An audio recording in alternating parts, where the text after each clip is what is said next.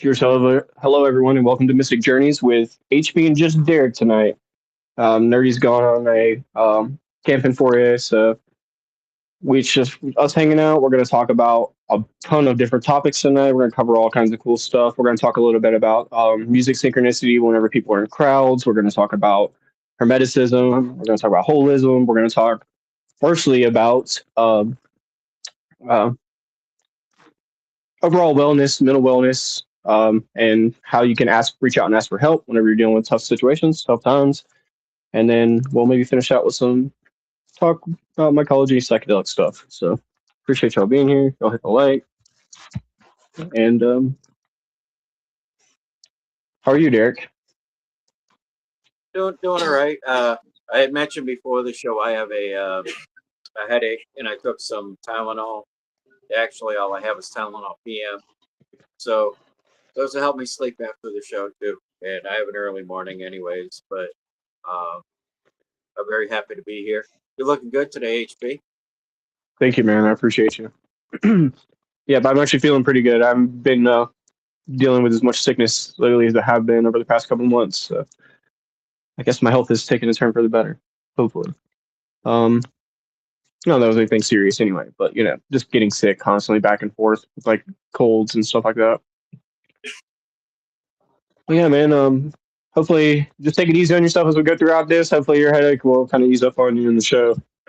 You mentioned to me that you thought it would be a good idea to talk about mental well-being and overall mental wellness, and how to reach out and ask for help is one of those important things. One of the things I talk about so often on the show, I think it's really important for people to try to visualize in their head, is the idea of a triangle. And on that triangle, you have mental at the top, physical and social on the bottom corners. And that makes a stable system that you work with in your life. And definitely, as far as the mental aspect of it, having social and mental, that goes hand in hand, right? Because you need people around you to be able to help build your mental state. And this is why it's important to have all three, because it works together. And June is the Men's Mental Health Awareness Month, and there really hasn't been a lot of awareness now, has there? I mean, you've brought it up, but like looking on social media, there really hasn't crickets, right? There hasn't been much said about it, and it's like, we can talk about this or that and make it a big deal, but men's mental health is half the population. Yeah. So it's very important. Super important. And not that, again, I'm not trying to belittle or discredit or push aside women, but yeah, we need a time for men to have their own separate attention personally, one on one, with other men, importantly, too, right? We're going to talk a little bit about this and the Kabbalah that we're going to read. The yin and yang of it is that there's femininity and masculinity in everything, right? And it's a good balance to have. But for men to be able to get in touch with their masculine side and to be able to know what being a true man is, to being what being manly really is going to help spread to other people if you practice this and do it right. Because one thing I always say about this is, like, only a coward would really hide what they have to say, what they truly have to say. If you're really courageous, you'll just say what you have to say. And that's one thing about speaking up about if you're having difficulty in your life, whatever it is. And it could be mundane, it could be serious, obviously, right? But it could be something mundane too. Just being, man, you know what? I'm not really liking this thing that I'm dealing with at work, or I'm not really. I have this hobby that I want to do, but I'm finding these like roadblocks in doing it, and just talk to your friends about it, get a perspective. I think another thing it's super important. Yeah, if you don't have a group of male friends that you joke with and stuff, then try to find one. Like, yeah, to have a group like a group chat like the boys, would just share dumb stuff Yep. is pretty fun, and you don't have that reach out. I like sharing dumb stuff, whatever, but it's I think that'll lift you up because sometimes we get stuck in our own thoughts and they're not always the best. It's something to just snap you out of it, Yep. And that was really my answer that I had is be like get involved in a community group. There's something out there that you're interested in, whether it's music or mycology or whatever it is, do a community garden or something like that, right? Get involved with your community. And that really will help build your sense of being able to build a relationship with people. Because, one thing I always say to people is like, if everybody around you has a problem with you, you're probably the common denominator here. You're probably the one with the problem. And everybody around you, whenever they meet you, seems like they're the ones with the issue. So we have to be aware of that. And dealing in these social community groups, it helps build our sense of emotional maturity. Like, how do I approach this in situations? Maybe I didn't handle this so great. How do I handle it better next time? That kind of thing. Yeah. And there's tons of different groups, whatever you're interested in. Yeah, sometimes like you're talking about, though, we might not think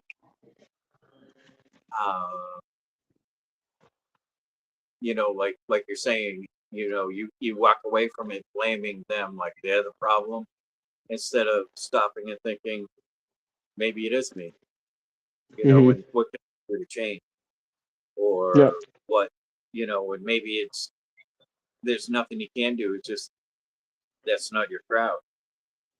Yes, sir.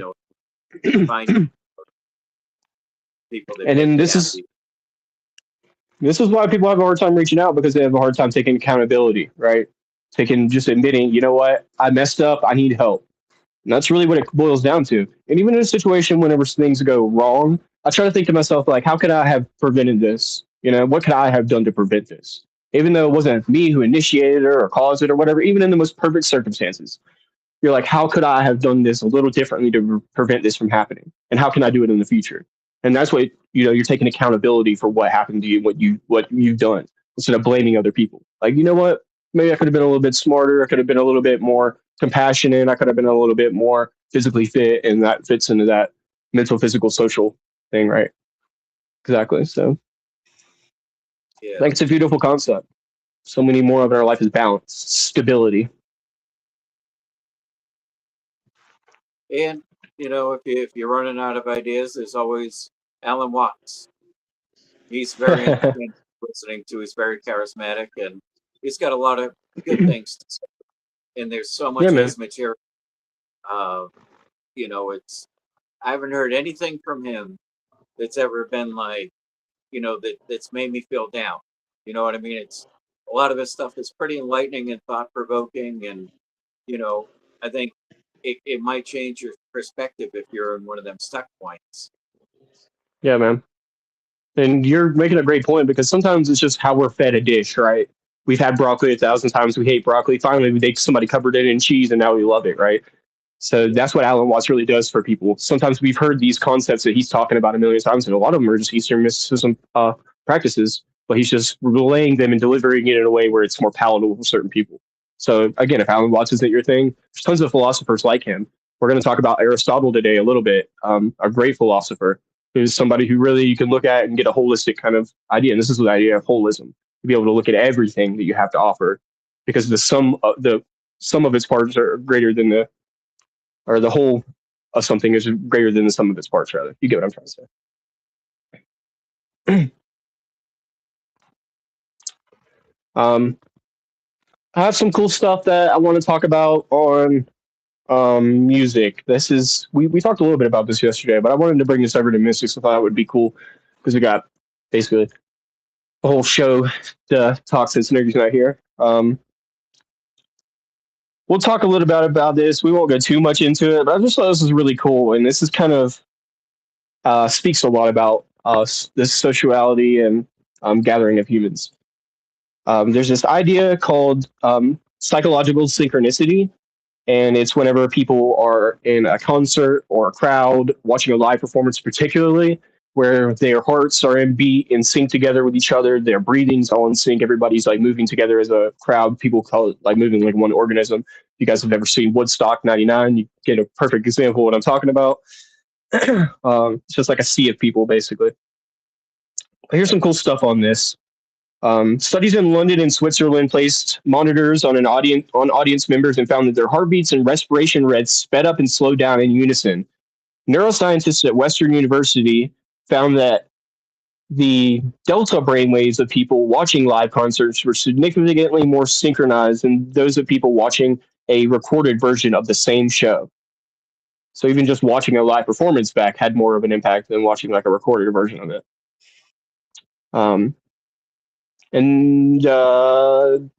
This shared psychological alignment is a form of rhythmic entertainment that generates feelings of connection, empathy, and euphoria among strangers.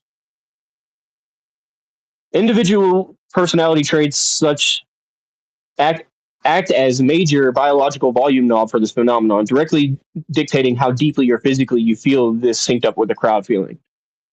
Recent peer-reviewed research published in scientific reports evaluated concert goers using the Big Five personality traits and discovered that your internal psychological change and your physiological change to music. So, sorry, I blinked out here for a second. But the Big Five personality test, we talked a little bit about it. It's just kind of like how introverted or extroverted you are, where you lay on the scale, right?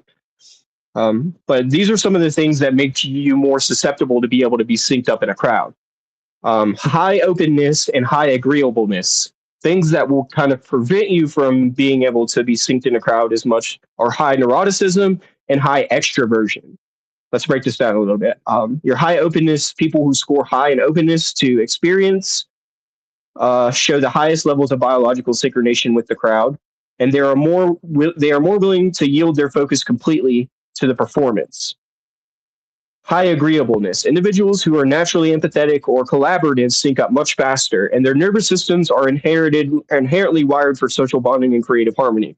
So scientists are studying this, and they're basically essentially saying that it's in our DNA to be like this for certain people.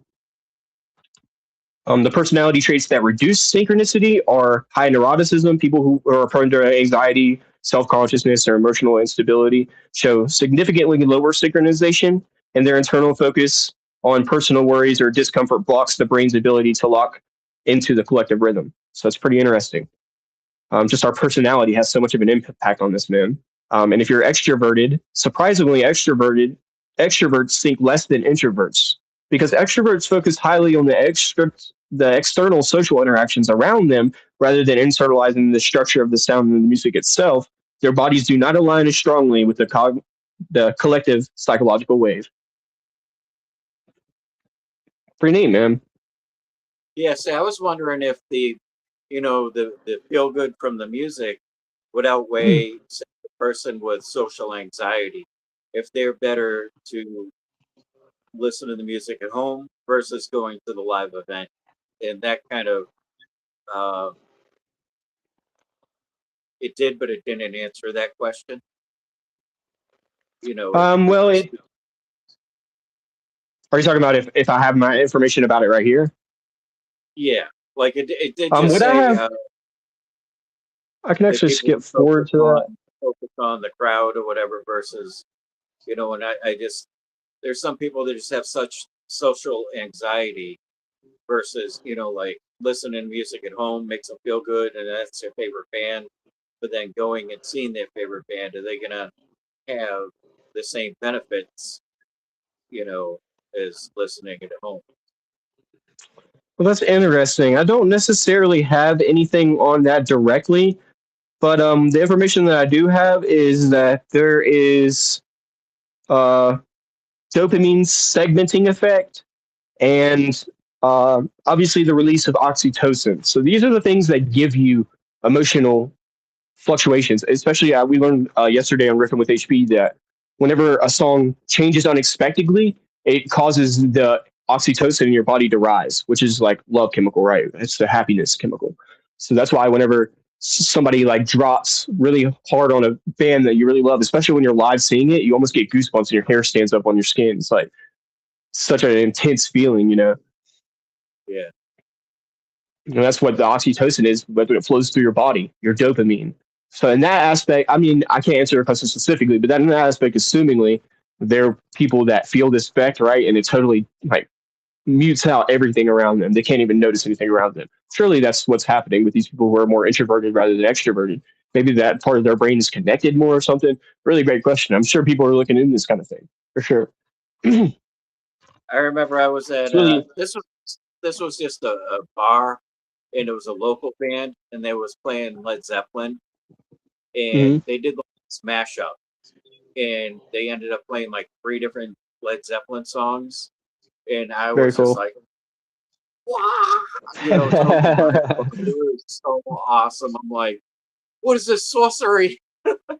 And It now, was great. to your question, do you think you enjoyed it more with people being around you, or do you think you would have been better if you just like were playing to you, like alone in a fucking crowd, empty? Honestly, I didn't. I mean, there could have been a fight right or all around me. I was just totally focused on the band and what they were doing, and just totally mind blown on that. Like you were talking about, like goosebumps. Yeah, Like yeah, man. this is insane. Dopamine This is the response. best I've ever heard. And I mean, I've been to a ton of concerts, a ton. Uh, Um, and that what the you're local talking band was the best.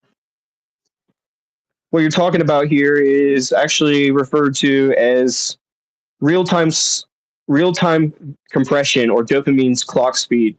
Dopamine is the primary molecule responsible for reward motivation and anticipation, and it directly controls your internal clock through the brain's striatum, accelerating the internal clock. Neurobiological research shows that whenever dopamine surges, such as whenever a massive beat drops, it accelerates your internal neurological timing mechanisms. Because your brain is processing the information at a hyper accelerated rate, the external world seems to move faster by comparison. This is the biological bias for why time flies whenever you're having fun. Well, in that same flipped effect, oops, dopamine narrows your, or sorry, wait, here it is. No, that's it. We're good. But yeah, because you stop monitoring the passage of time, your brain skips the regular time checks, usually performs making a 3 hour set usually feels like 20 minutes. People like time flies by whenever you're having fun, right? In a crowd, you kind of zone out everybody and everything around you. It's really cool shit, man. Yeah. I can't think Here of it any. is. During live, I can't think of anything that would have made that better. Like there was nothing else on my mind, just trying to understand what was going on. It was just that spectacular, definitely. And you guys in the chat, put some of your favorite concerts and experiences in the chat as we're talking about this. We'll kind of show them off on the show here. But yeah, Jody said like the first time seeing The Wizard of Oz with the Pink Floyd soundtrack. You know how they sync up. very cool. Yeah, yeah, Yeah, very that is cool. really awesome. Very cool. It's a great example. It says here during live performances, the combination of dopamine and oxytocin create a unique neurological state known as social flow. This state significantly alters how your brain calculates the passage of time, as we just talked about.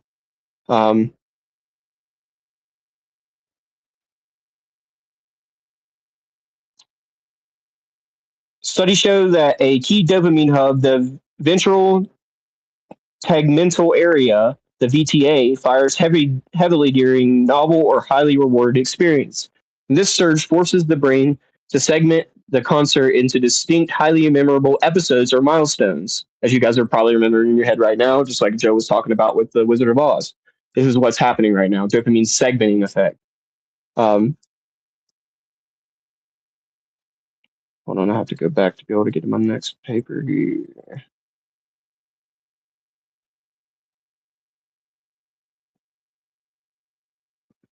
Because dopamine packs to your brain with a dense collection of vivid, distinct memories, looking back at a concert makes it feel much longer than it actually was, and your brain equates more information with more past time. Oxytocin is the hormone responsible for social bonding, trust, and intimacy. This is what we talked about yesterday. This is what we actually backtracking here a little bit. We talked about the first poem ever, which is the Epic of Gilgamesh. I don't know if anybody here is familiar with that, but this is where poetry became what music is because poems turn into hymns, which turn into songs. But anyway, the first song that we ever have is from like 1400 BCE or something like that. I'm talking just from memory here, but the first, it turns out, well, let me ask you, what would you assume that human beings created language or music first? What do you think?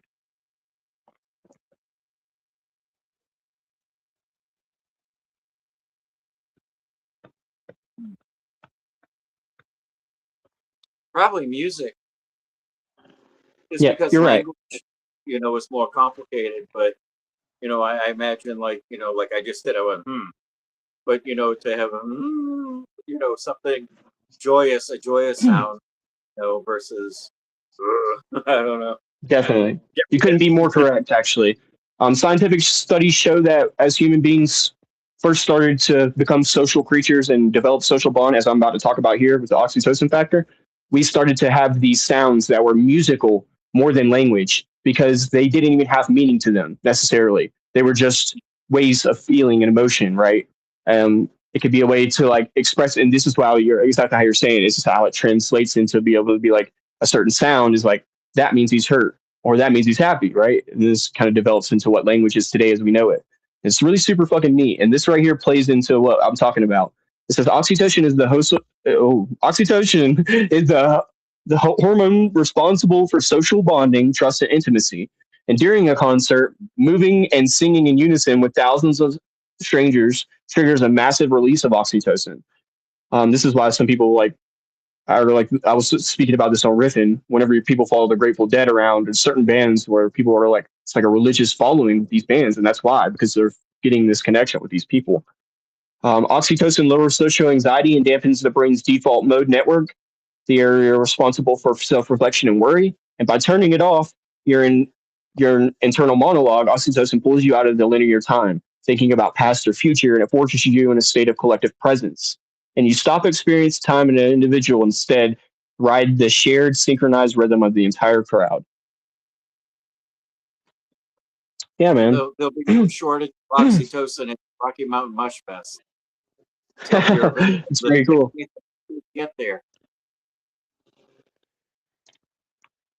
And there's also this phenomenon known as the neurological hangover, the sensory down regulatory effect, where from having this experience that's so intense and so high in like dopamine and oxytocin that you have a crash afterwards. And doing things like listening to this band back or listening or sharing the band with other people socially about like your experience is things that helps you get through this moment, right? So there's a lot of science behind this stuff, dude. And that's why I wanted to bring it here because I've talked a little bit about riffing, and we're gonna loop back around to it next week. But it's really cool shit, dude. It's interesting how like powerful music is, and it shapes our whole world and how we think and how we feel. It's cool stuff.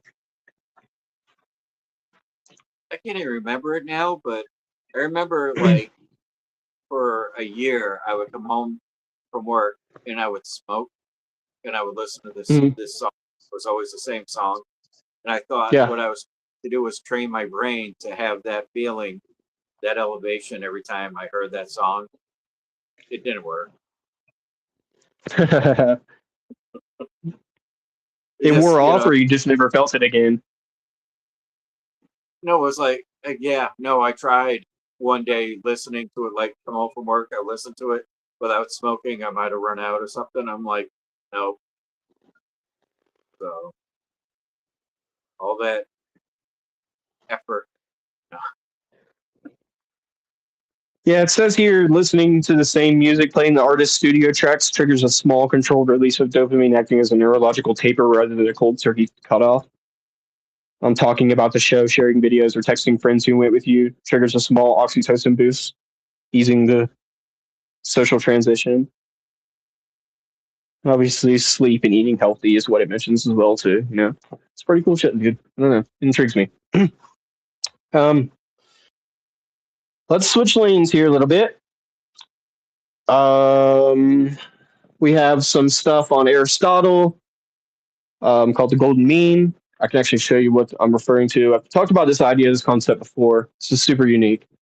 So what we're looking at here is a chart that has basically two extremes of one end to the other. The example that I always use is being courageous as opposed to being a coward or being rash. These are extremes, and to be able to find a balance in things, you usually can't just jump to the middle. You usually have to find where that line lies for you in your life, and then find that center. This is all about balance. How you find that balance in your life. So we're going to talk a little bit about that, but we're going to start off with a book we mentioned last week called the Kybalion, and it's found in 1908, and it was published by the quote unquote three initiates, which is widely attributed to the New Thought pioneer William Walker Atkinson. And it summarizes the core teachings of the Hermetic philosophy and the ancient esoteric wisdom attributed to Hermes, as we talked about last week. Hermes Trismegistus, I think I already pronounced it. And it focuses on the art of mental translation or transmulation. So before I get into this, I have some personal notes. I want to talk about this. A lot of these they're super great ideas for people to be able to learn from and grab to. And I'm sure Derek, you get the same thing. I have people message me quite often. They'll message me and be like, you know what you guys were talking about on the show is really impactful. Thought it was a really great perspective, or on and on and on. I have people message me that fairly often. And this is one of those things that if people listen to it and understand it, feel like they can benefit from it and they can take it with them. But a lot of these ideas are isms that we talk about on the show, and just like the studying of different things, these different ideas. So that's really all it is. Whether people like subscribe to it or whether they don't, it's like just looking at life in a different perspective and studying and seeing what it has to offer. It's like I might not like states, but I still might not want to learn. I might want to learn about them, right? So it's that kind of concept. Um, uh,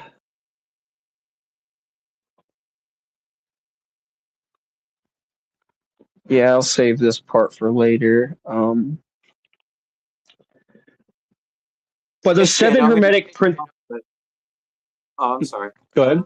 No, go ahead. What's up? It was unrelated. Sanam had asked if you were getting any kind of smell of smoke out there from the wildfires in Utah.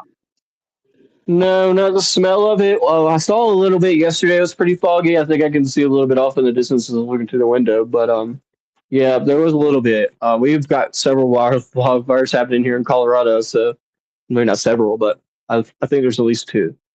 I just got an alert on my phone actually earlier. I forget which county, but they were saying it was a stage 2 fire warning. No fires, no fireworks, $1,000 fine, stuff like that. So yeah, yeah.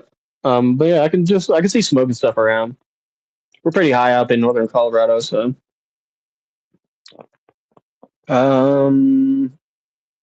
but the Hermetic principles, there's 7 of the Hermetic principles. We roughly touched on these last week. Let's go ahead and get into it. The 7 Hermetic principles are mentalism, correspondence, vibration, polarity, rhythm, cause and effect, and gender. Mentalism. The all is mind. The universe is mental. The ultimate reality is pure consciousness, and the universe itself is a mental creation or a projection of a vast cosmic mind. And we talk about this a lot. Our reality is only true to us. Your true reality only exists out of your eyes, just in the way some other animals don't even see the same color we do.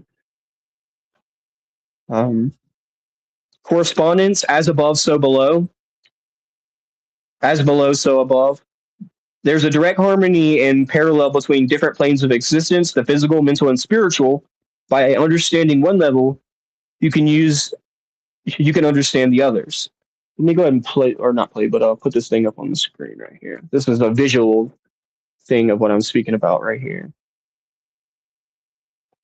Hold up just by itself here.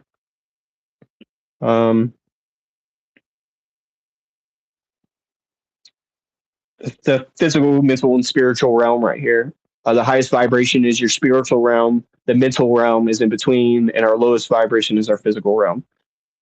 This speaks about it right here. Vibration. Nothing rests. Everything moves. Everything vibrates. Everything in the universe is in constant motion. And the difference between physical matter, energy, and mind are simply the result of varying rates of vibration. Everything is dual. Everything has poles, and everything has a pair of opposites. Opposites are identical in nature, but differ only in degree. Hot and cold are the same thing, they just differ in levels of the same scale. And you can transmute undesirable mental states by adjusting their polarity, the same way that good and bad, happy, sad, you'll catch on here in a minute. Rhythm. Everything flows in and out, and has its tide. All things rise and fall. There's always a measurable swing between opposite or extremes like a pendulum. Hermetics teaches you that you can master the lower swing of rhythm by rising above them mentally. There was a video that we showed a while back of a Buddhist monk, and he has a necklace where he was saying that the things that we try to push away from us inevitably are the things that try to come towards us, and the things that we try to hold on to and make it stay towards us are the things that end up pulling away from us. So it's better to live life without preference or attachments. Cause and effect. Every cause has its effect, and every effect has its cause. Nothing happens by chance. There's a cause for every phenomenon, and while the masses are often swept along by causes around them, masters can operate on a higher plane to cause things rather than simply being subjected to them. Such as, like we were talking about, life doesn't happen to you, it's happening for you. It's an opportunity. And then the last one here talks about gender. Gender is in everything, and everything has its masculine and feminine principles. Gender manifests on all planes, physical, mental, and spiritual, and the masculine principles represent projection and giving, while the feminine principles represent reception and creation. The mind requires a balance of both to function properly. These are in tons of ideas we talked about with Taoism and Buddhism, and even in the idea of Christianity with the Keeper of the Springs, and tons of different cultures and ideas have a lot of these different topics about how you should have a spiritual mind that's in balance with your physical self, and learn from your physical experience for a higher meaning and things like that. So we're going to break it down just a little bit. The concept of the all. The text defines the all as the ultimate knowledge or reality underlying all outward manifestations. It is infinite and absolute. It is infinite and absolute, meaning the finite human mind cannot fully comprehend it. And while the universe is not the all, the universe exists entirely within the mind of the all. And because it is pure spirit and mind, the physical cosmos can behave like a giant structured dream or mental creation. The three great planes here are, as we were talking about, the spiritual plane, the mental plane, the physical plane. On this picture I was showing you a minute ago. The physical plane includes visible matter, gravity, electricity, and magnetism. The mental plane includes subconscious habits, conscious thought, higher intellectual faculties, and the spiritual plane includes the states of being far beyond human consciousness, occupied by highly evolved spiritual entities.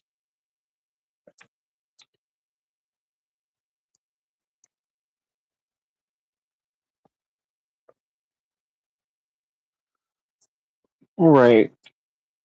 The book reframes historical alchemy, and it argues that true alchemy is not about turning lead into gold, but rather changing mental states, forms, and vibrations from one condition to another.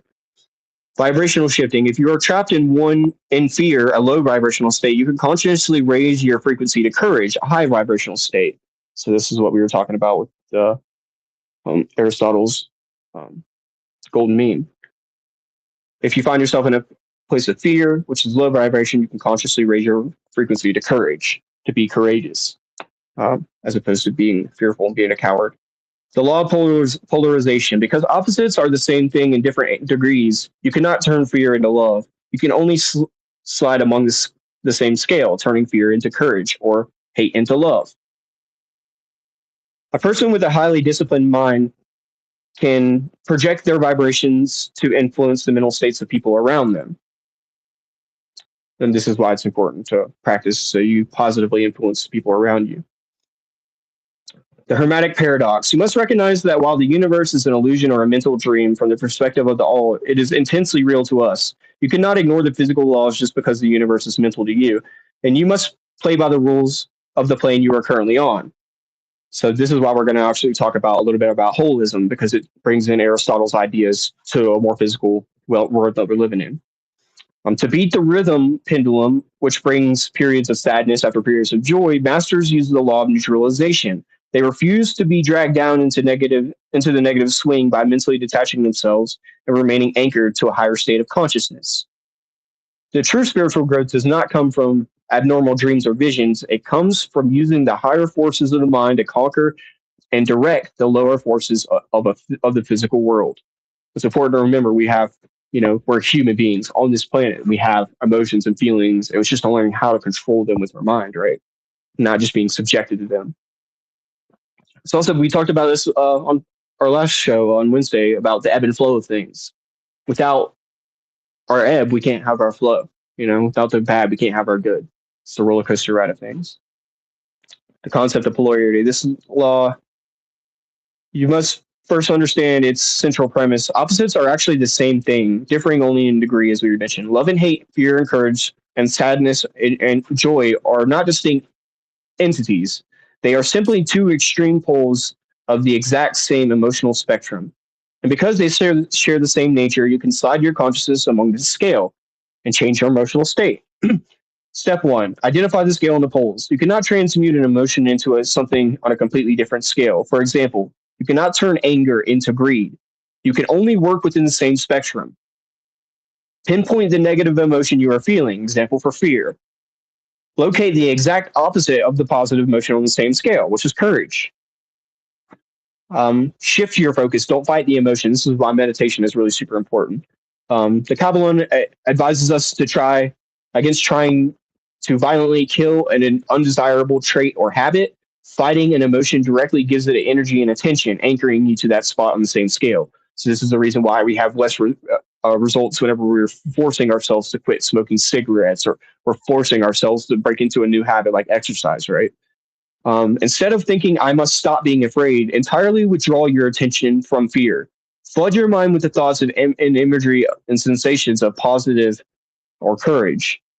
And by denying the negative pole, your mental energy, it naturally withers away and the positive grows. We talked about this. This is literally the science about why focusing on positive things literally changes our mindset, changes our vibration, makes us be more like impactful to people around us instead of negatively dragging people down. And then this is step 3 right here, how to change your mental vibration. Mental states have specific vibrational frequencies. High poles like love, peace, and confidence vibrate at a much higher rate than low poles like hate, anxiety, and doubt. And you can manually adjust your vibrations by using your willpower and your physiology. Force your body to match the positive pole. If you are feeling insecure, straighten your spine, square your shoulders, and breathe deeply, and speak with a firm tone. Use affirmations with intent. Repeat words associated with positive pole as not as a mindless mantra, but while actively trying to feel the emotion of the weight of the word. I am a good person. I do good things. I am worthy. These are different fucking affirmations that people talk about all the time. But you got to really mean what you say. It has to really you got to mean that shit. And you have to be practicing what you're saying to actually mean it. So that's the dual thing of it, right? To change your immediate sensory inputs, listen to music, change rooms, or look at visual art that embodies the exact frequency of the pole that you want to reach. It's why it's super beneficial to focus on things that are positive in our life. And I know people like horror and hell, even I like fucking hard rock and shit like that, but it's a good balance, right? It's all about that balance. You don't want to envelop your whole life in horror movies and fucking heavy metal, hard rock, and then everything around you is always fights and screams, because that's what your life becomes. It's really important to balance it with a lot of positivity, with things in nature, with things like love and compassion, and stories of people's trials and tribulations and things like that.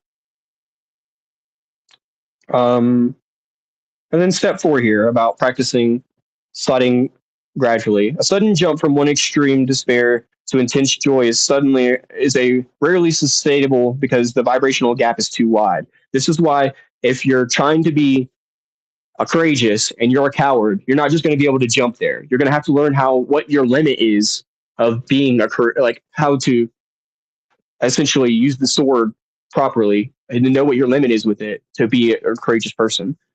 And if you're feeling deep anger, do not try to immediately jump to unconditional love.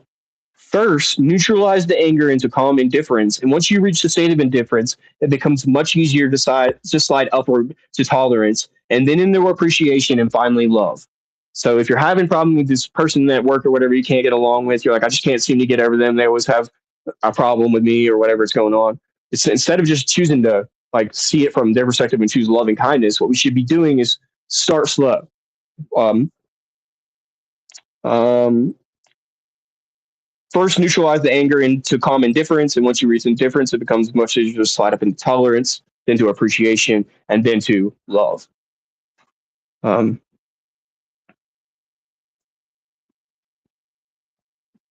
yeah. What do you think so far, man? I don't want to get too I far think it's ahead. good stuff, and there's a lot of good comments. Yeah, let's check some out, actually. Pull you guys up on YouTube. Hold on.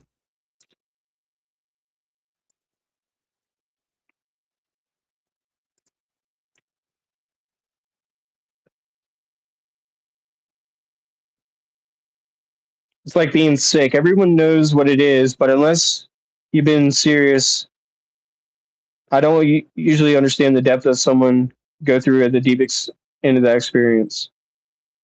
Yeah.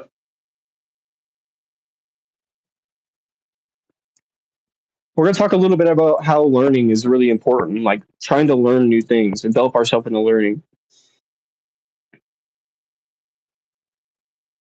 Funny how we all heard all this from our grandparents and elders, then lived from 13 to 30 plus doing what HB just said, pushing those truths away just to fail, fall, and just to realize what we already knew.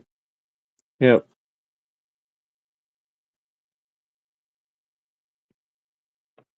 100%. That's why it's really important to practice our first agreement about the way we speak to ourselves and the way we speak about other people and be kind. And it's something we have to practice. No one's going to master it. No one's going to be like, I'm always impeccable. I'm never not impeccable because, newsflash, somebody here has been impeccable here in the past 5 minutes. You know what I mean? So it's like we just have something that we have to practice, something we got to learn, like try to get better at every day. There's always room to learn and grow. All right.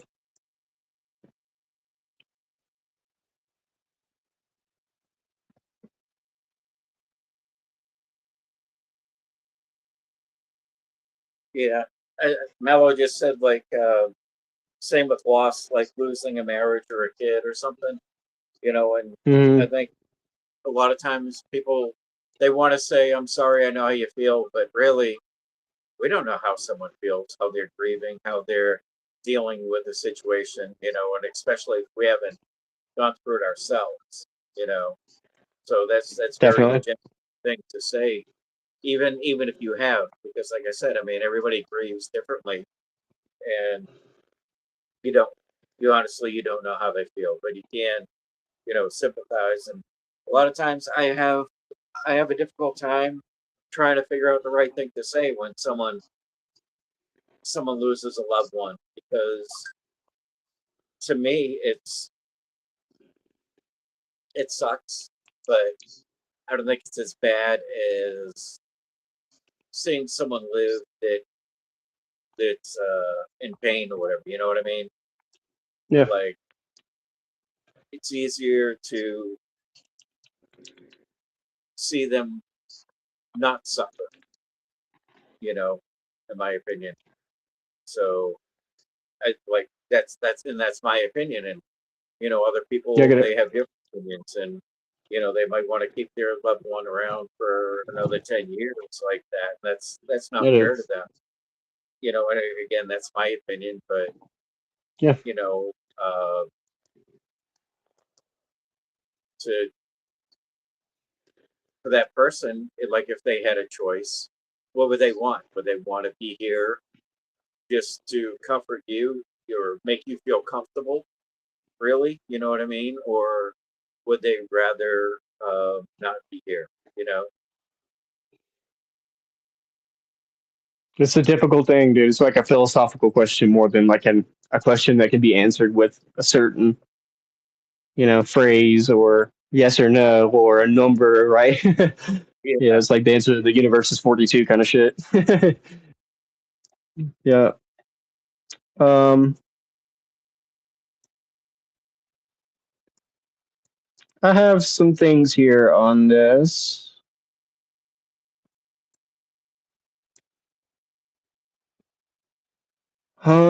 This talks about how we can apply this concept of what we're talking about right here to our daily lives. We like to kind of do this a little bit. Like, how does this apply? Like, what are we talking about here, basically? Um, and essentially, what it shows right here is like our mental detachment from our higher emotional state of, or our higher mental plane from our lower emotional plane, right? And what we should do to balance this pendulum or this swing is anticipate the swing. When everything is going perfectly in your life, recognize that a neutral period of rest, quiet, or a minor setback will eventually follow. Do not become paranoid or pessimistic. Simply acknowledge that a plateau is a natural law, which removes the shock and anxiety whenever the high energy fades. Whenever we get sad, just know that like times aren't always going to be fucking high and great. We're going to have to hit those lows, and those lows are going to come. It's just a matter of when. You be prepared for it mentally, so you're not let down by it. And then whenever you get there, it's like having intent without expectations, right? It's like, surely this can't go great forever, but my intention like is to just focus on the good until it's not there. And when it's there, accept it for not being. It's like unconditional gratitude, accepting these things that are happening that we're labeling as bad. It's just opportunities, right? Um, Practice rigid non-identification. Let me get back a little bit here. Whenever you notice the pendulum starting its backward swing, manifesting as an unexplainable sadness, boredom, or lack of motivation, use the power of your will to detach. Say to yourself, my mind is currently experiencing a low cycle, but I am not this cycle. My mind is currently experiencing depression, but I am not depression. I'm just feeling this emotion. I might be just feeling this sadness or anxiety or whatever it is, but that's not me. It's not who I am. I'm not identified with this feeling. Um, it speaks a lot about impeccability, about how we talk ourselves through things, right? Refuse to analyze or look for reasons for your bad mood. Analyzing it only anchors you to the negative pole. So if we look for reasons why we don't like someone or why we don't like something or why we don't like this, anything we're dealing with, right? It starts to become that thing. We hold that mirror up to it. Ride the wave. Align your behavior with the current direction of the pendulum rather than fighting it. Don't fight the flow of the water, go with the water. During the forward swing or high energy, maximize your output, build, create, or socialize, and push hard while the cosmic wind is at your back. This is what we were talking about being creative and getting part of a group and talking to people and reaching out. And during the backward swing of the low energy, treat this as a mandatory period of recovery. Read, plan, rest, reorganize. Do not force creative or social outputs whenever the universe is dictating rest. So whenever you're feeling like, hey, you know what? I'm not feeling social enough for this. I just need to take some time to myself. Take that time to yourself. It's what we should do. As long as we're balancing it, as long as we can have a 50-50 balance of what we're doing, take that time to yourself. Give yourself that time, physically, mentally, whatever it is. You're like, you know what? I'm working myself into the ground. I'm killing myself. It's like, well, take a step back. Like it takes willpower though. It takes you to be able to do it. Like no one can force you to do it. You had to be like, you know what? I'm gonna step back and take a break from this for a little while. Um,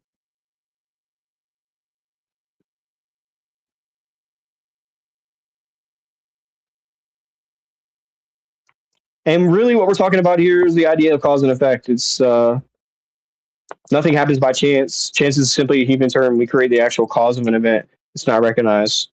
Every thought you think or every action you take and every word you speak is a cause that sends a specific vibration out into the universe, and that vibration must equally return to its sources and effect. This is why being impeccable with your words is so important because, as they talk about in the Four Agreements, it's like magic, man. It could be dark magic or it could be magic that's light. Depending on how you use your words, it's powerful. So it's really important, again, practice the way we speak to ourselves and other people about things. Like, this is fucking stupid. Like, yeah, I always say that. I said that on the last show. It's like, if you have a fuck it, fuck this type attitude, you get a fuck it, fuck this type life. You know, if it's always fuck this, fuck that, fuck everything, that's what you get. Really, seriously. Also, not only like you're saying, what are you speaking, but what are you watching?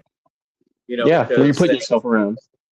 television is, you know, tell a vision, Yeah, yeah. and Yeah, you man. know, you're eating what you're watching, and some of it's poison. You know, and to sit there and watch violence and violence and violence and just, Yeah, dude. you know, there's totally different violence. Like watching the movie Matrix, I mean, that's ridiculous. I don't think that's really violence compared to, you know, a lot of the other shoot 'em up type shows, you know, where um, because the Matrix isn't real, you know, like Yeah. those aren't people, they're computer programs versus say like, you know, John Wick. You know, you can't count the amount of bodies that drop on one of those movies. You know, and if that's all you're watching and you're not watching anything that kind of like makes you feel good and not gives you that little adrenaline rush, you know, because I think the the good feelings outweigh that adrenaline rush. Like that's only temporary, but you know, watching something, I'm not saying The Notebook, you know, but something Yeah. something deeper, you know, that makes you feel Yeah. good. That good feeling's going to carry on. But how good are you feeling after watching one of them shoot 'em up movies? You know, Yeah. or whatever, everything cussing, and like you're saying, it ain't gonna be lasting. And, you know, if it follows your character, then you, like you said, you can have that effing attitude. That's why it's important to like have that mind body awareness of, I've been watching a lot of this. It's been making my anxiety rise, or it's been making my depression rise because I've been exposing myself to this. It's why you have to really be aware and take that and be like, you know what, I'm going to change this. I'm going to shift this state of mind or environment that I'm in. So why set and setting is so important in the psychedelic realm, which we're going to talk about here in just a bit. I know we're kind of running to the end of our time here, but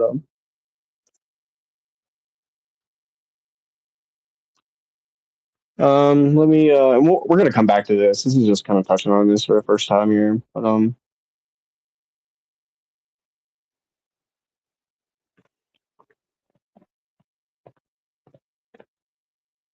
this is the balance here of the cause and effect.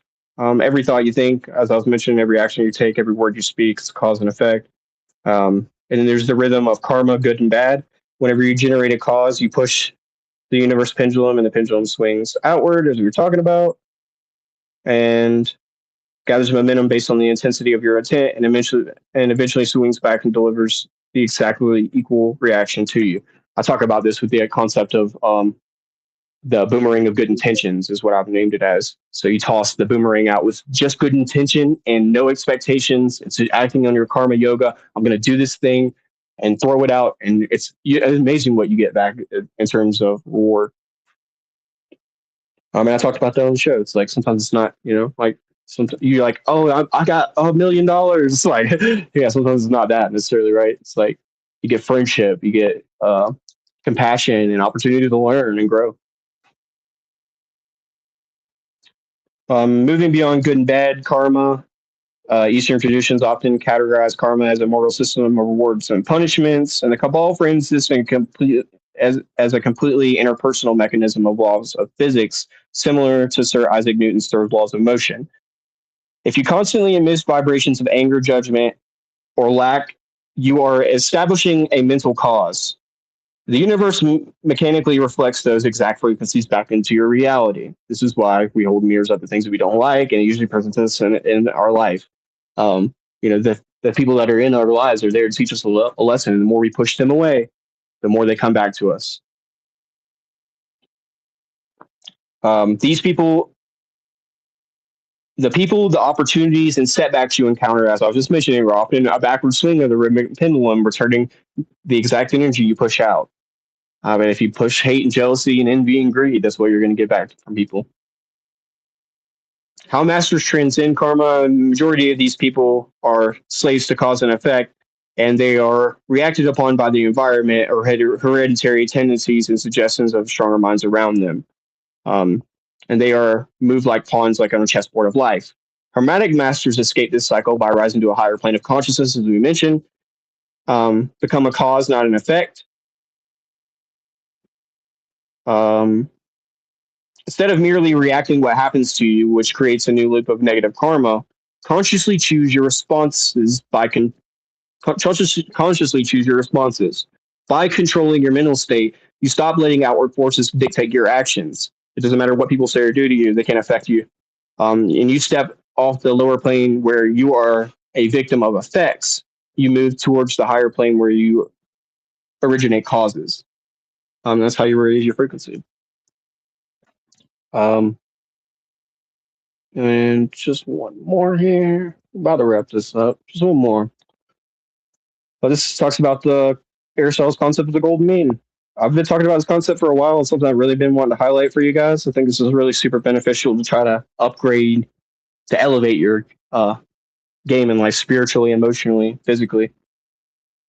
Aristotle's golden mean is an ethical principle stating that moral behavior is the desirable middle ground between two extremes, excess and deficiency.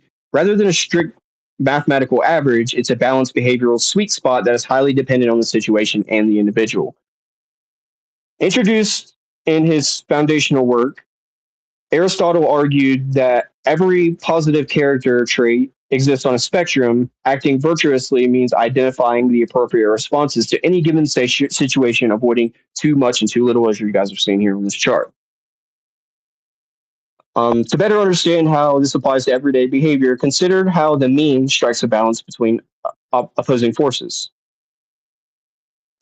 The golden mean is it's not an exact middle. The golden mean is often closer to one extreme than the other. For example, courage is usually much closer to recklessness than it is to cowardice, as you guys can see on the chart here.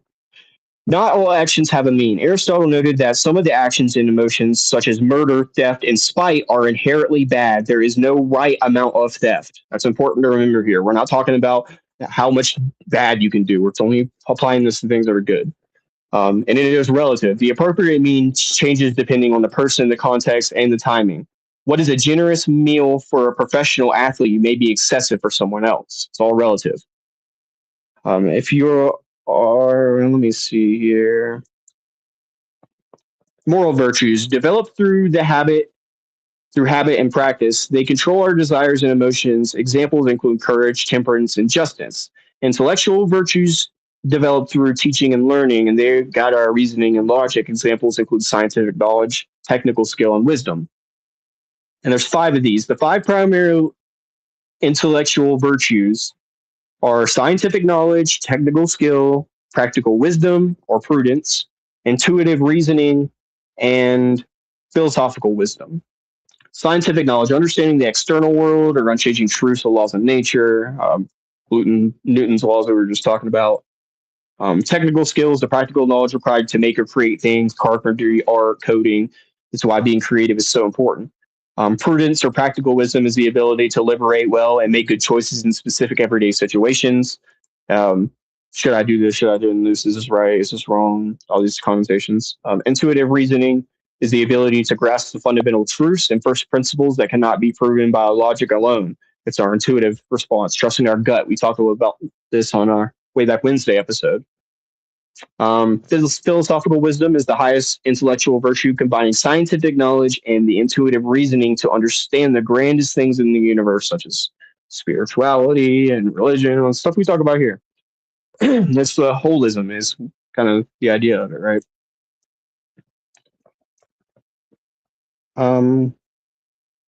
Intellectual virtues are necessary to successfully achieve the golden mean of moral virtues. Specifically, you need prudence to accurately calculate the middle ground between excess and deficiency in any given situation.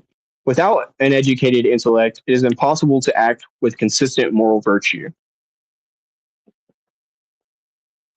And prudence, here translated from the Greek word phronis, is often called practical wisdom, is the bridge between intellect and moral behavior. Aristotle considered it the most critical virtue because I can just pull this back up now. He considered the most critical virtue because without it, you cannot successfully practice any other moral virtue or find the golden mean. Prudence is not simply being cautious or playing it safe. It is highly developed ability to look at a complex, messy situation and correctly figure out the right thing to do for the right reason at the right time. It's combining all these things together that we were just talking about, holistic mind and point of view. Without prudence, you might simply impulsively rush into a burning building to save a cat whenever the roof is about to collapse. This is the vice of recklessness. This happens a lot in our society, just the way that people's personalities and states of mind are. With prudence, you can quickly assess that the risk is too high for a pet, or you grab a fire extinguisher first, and prudence helps you find the courageous sweet spot between cowardiceness and foolishness. So again, if you're so courageous that you run into a building to get everybody killed, it's like you're not that courageous, are you? It's like to play it smart and play it in the middle. Sometimes it's way more courageous. With prudence, you might be bluntly telling a friend their new haircut looks terrible, causing unnecessary hurt. This is the vice of brutal honesty. You consider your friend's feelings and the setting, choosing instead to offer collective or gentle feedback. Prudence ensures your honesty serves a good purpose rather than malice. And deliberation, judgment, and execution. These are the 3 steps. So we'll finish this up here. You gather the facts, you look back at your past experiences, and you weigh on the viable options. Because even if something happened that was wrong or bad, you're like, what can I do to better the situation? What could I have done differently? It's deliberation. Judgment, you sort through the options to determine the single best course of action for the specific moment. This is my next course. This is what I'm going to try next. This is what I'm going to do. And then your execution is you actually carry out that action without hesitation or second guessing yourself. This is why it's important to think about your actions and push forward. We talked about that in the book of the 5 Rings. Yeah, it's cool stuff. We're going to touch more on it. I think what Plato did for Aristotle, because he was his teacher, kind of taught him the holistic approach, right? Because his mind was based such in the heavens, spirituality, everything is spiritual that happens to us, which is cool. It's a cool frame of mind. I'm not saying he's right or wrong. I love Plato. I love a lot of his concepts and his ideas. But what he did for Aristotle was gave him a holistic frame of mind to be like, you know what? Maybe our physical world has just as much to play in it. Maybe there's like a reason why we're tethered here in these bodies on this earth.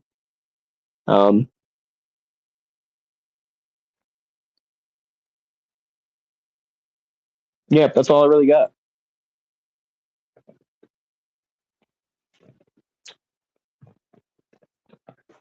I think, out of all these isms and ideas, whenever I just think about it, I'm like, yeah, it sounds right to me. Like, I feel like like the way I try to describe how I think to people is a really holistic idea. Do I like, do I think that spirituality is everything? I'm not even sure if spirituality is real, right? So that's where I'm like, I think it's important to have a spiritual feeling and emotion, even if it's not quote unquote real. It has its benefits, but I'm also like to base myself in reality too. Like, it's just like whenever we have a really intense psychedelic experience, maybe many people here can commence to this. When you have a really intense psychedelic experience, you come back down to earth. You're like, wow, like I'm still a human being. I still have to make money. I still have to eat. I still have to do these things, right? So you're like, come back down to earth pretty quickly and it hits you hard. You're like, yeah, that was the spiritual plane, but now I'm back in this physical plane and there's still things to do here too. I still have to keep myself physically healthy to be able to push on in life. If I sit around and eat fucking donuts and drink sodas all day, then that's what life you get. You get what you put yourself around. For sure. It creates that balance.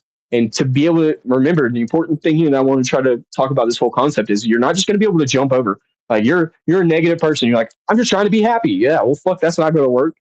You have to like learn how to be like, you know what? I'm just neutral. Like I'm just neutral. Like I'm not mad. I'm not happy, but I'm just seeing where it goes. That'll help you get there. Like you can lead yourself there. You don't have to just fucking yank yourself there. That's not going to work. And even if you did yank yourself there, it's not going to stick there. Like you feeling those feelings for a minute, but then you jump right back into old patterns.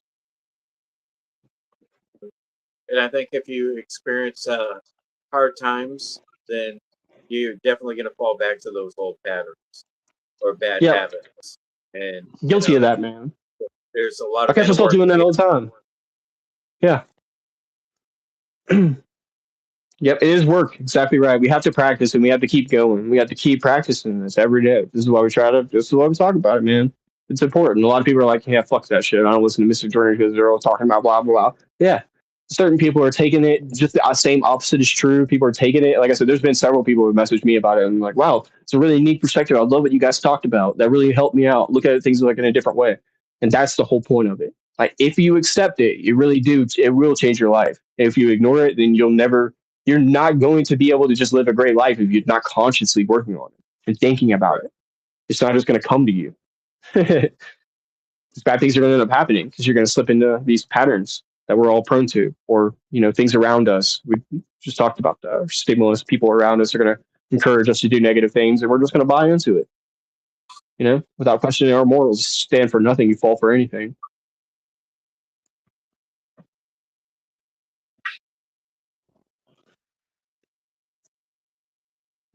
All right, guys. I have an idea. If we have somebody in the chat here, anyway, let's see. Somebody's new. Got somebody's new in here. Hey, new people. We got like 12 people in here. New people. Chat. Just put a dot in the chat or something. Like just let us know you're here.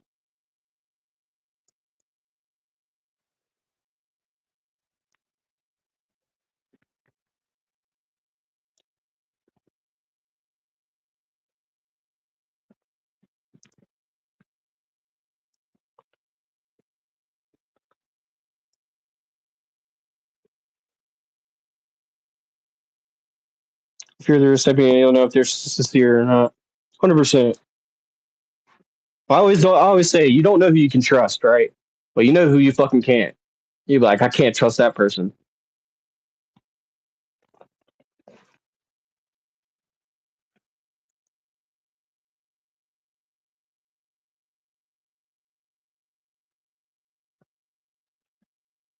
HB's on fire tonight. I appreciate you, big guy.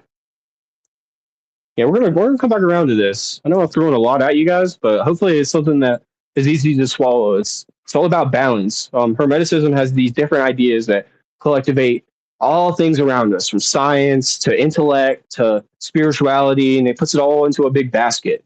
And that's what I like.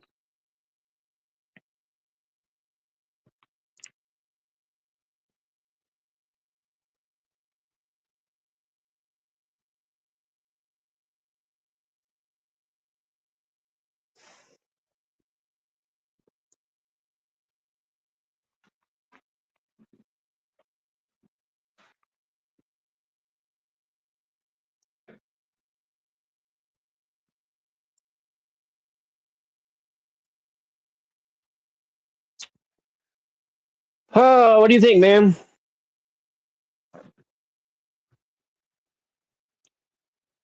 Just reading up on some comments here.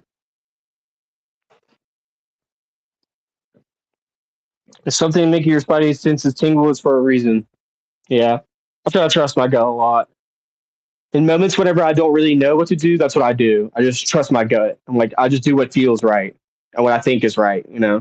Like the best thing, I collaborate all of the physical, scientific, all that shit that I can collect and really think about it and do with just what that thing was saying. Like when I execute, I'm done. I made my decision, I push forward, I followed through on it.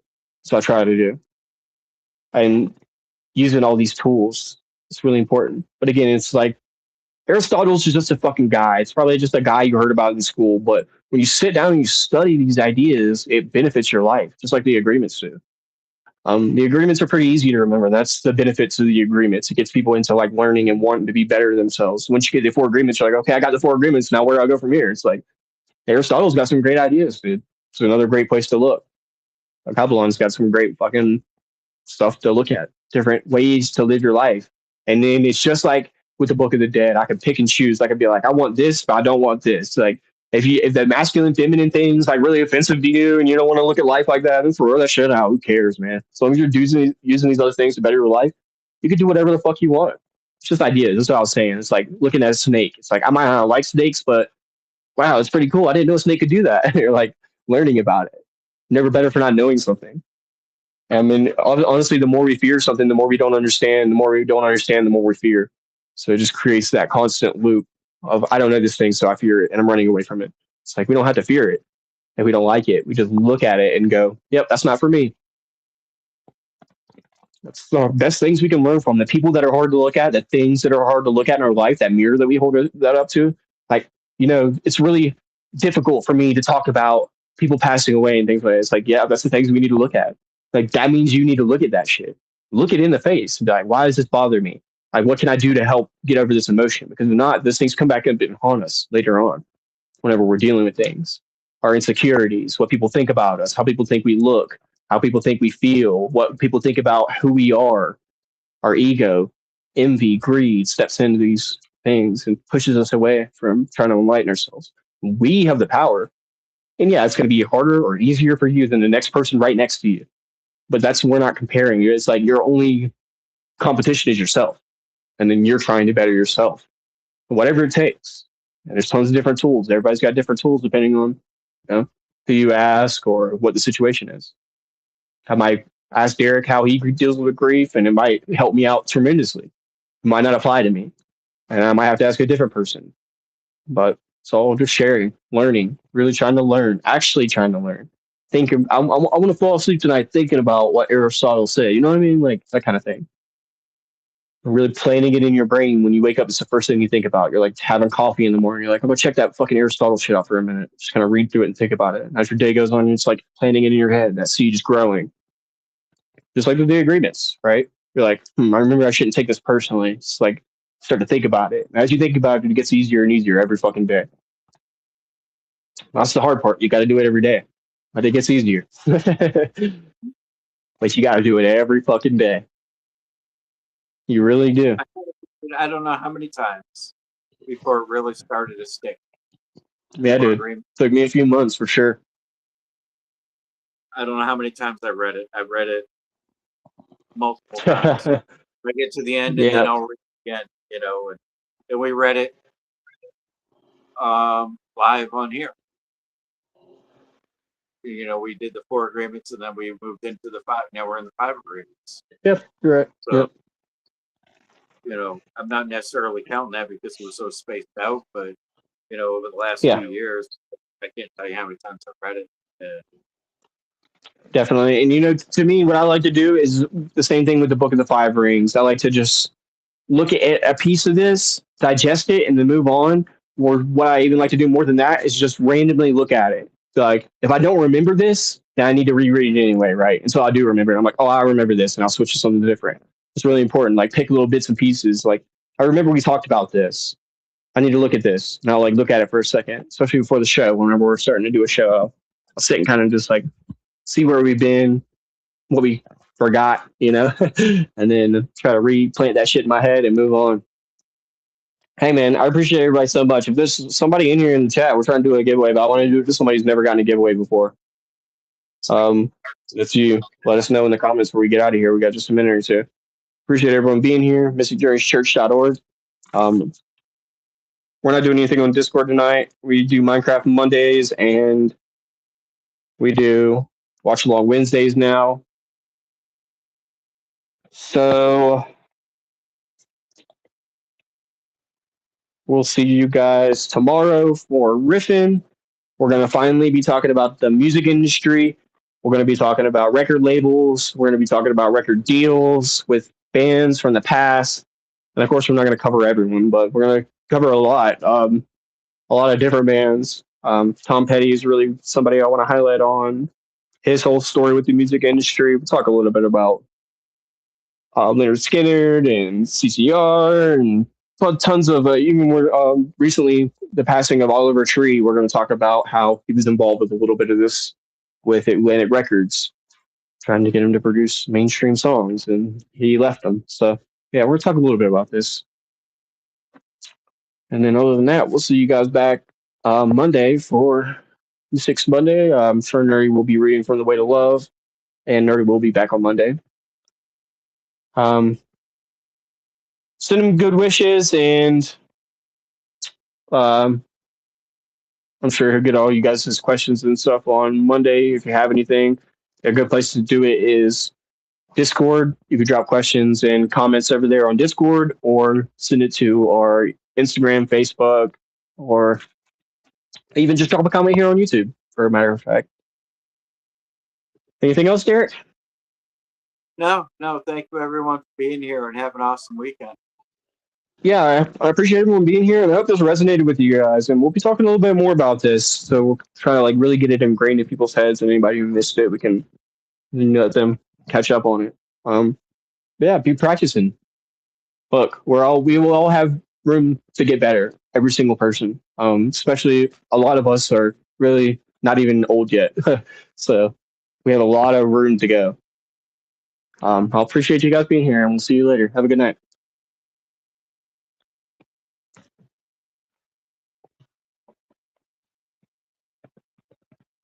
Oh,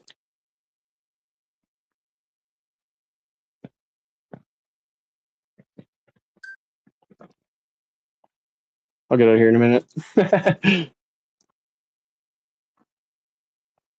Where's Nerdy when you need him? Bye.